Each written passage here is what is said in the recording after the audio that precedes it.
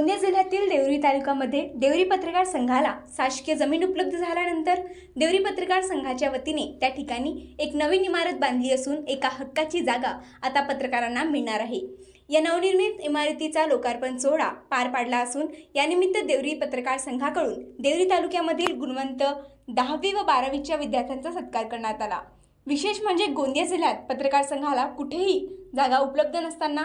नसताना सुद्धा देवरी पत्रकार संघाने शासनाकडून जागा मिळवून त्या ठिकाणी पत्रकार भवन तयार केलं। मात्र जिल्हा स्तरावर गोंदिया शहरामध्ये अद्यापही पत्रकार भवन तयार करण्यात आले नाही। या देवरी पत्रकार संघाने बाजी मारली असून आपल्या हक्काचं भवन या ठिकाणी तयार करण्यात आलं आहे।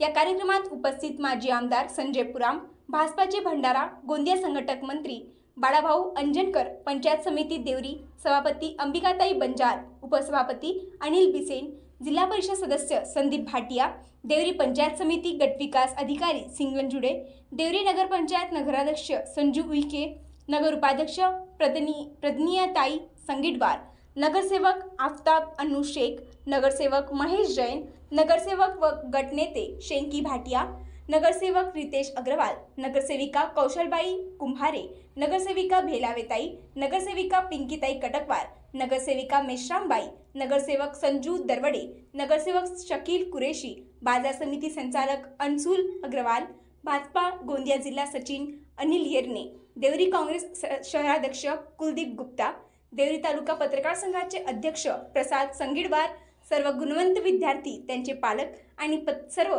पत्रकार बंधू व मान्यवर नेते उपस्थित होते।